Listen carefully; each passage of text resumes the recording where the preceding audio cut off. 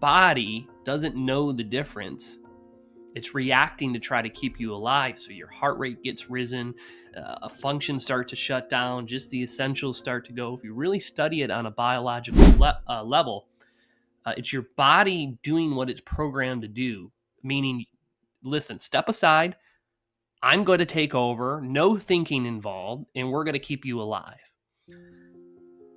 But 99.9% of the circumstances that we emotionally get worked up about today are not situations where you're in a life or death situation. And God forbid you're ever in that situation, allow the body to take over and do its job. But as we go through society and we go through business and we go through our everyday lives, it's imperative today, as we continue to evolve our mindset and our consciousness and how we interact in this world, that we learn to say to the body, you're okay. You're not in a life or death situation. It's okay. I've got you.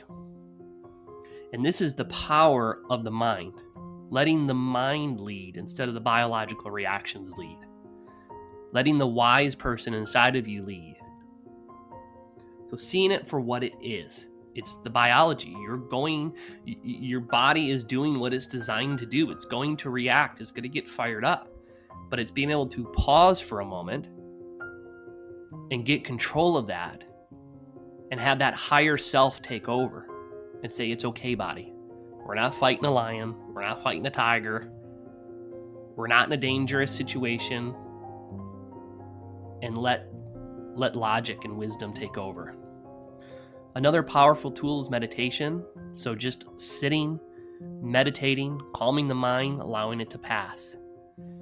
If you followed me for any time, you know that imagination is huge, the power of imagination. And if you haven't read the book already, I have a book on Amazon called called Imagination Creates Reality. Just search for Dylan Borland on Amazon. And it's amazing, right? What our imagination is capable of. But I like to use my imagination to repaint the story in my mind. If you can suffer in your imagination, you can also heal in your imagination. You can also have joy in your imagination. And so many times throughout the day, if I've had a negative experience or bad experience, or I've got memories of my past that I'm not really fond of, or experiences that were not great experiences, I use my imagination to reimagine them and to relive them in the way that I want to relive them. And once you get really good at that, it's really fun to do.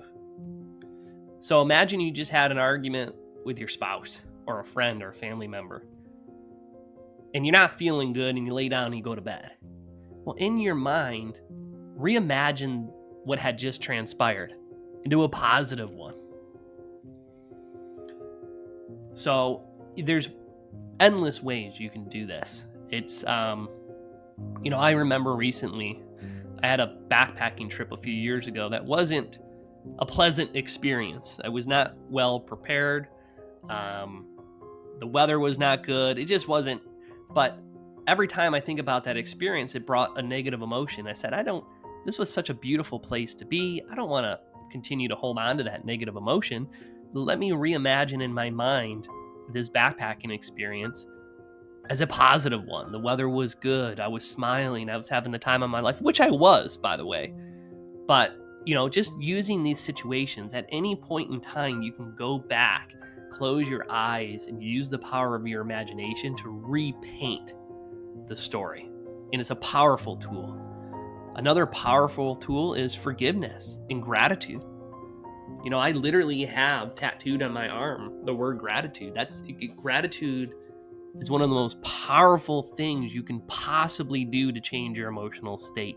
Forgiving somebody, yes, it's extremely difficult, especially depending on your circumstances. And I've been in some circumstances where I just thought I could never forgive a person for these things.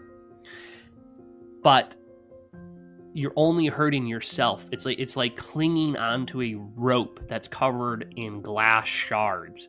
And the tighter you squeeze and the harder you hold and the harder you cling, the more damage you're doing to yourself. And so the simplest thing to do is just open your hands and let go.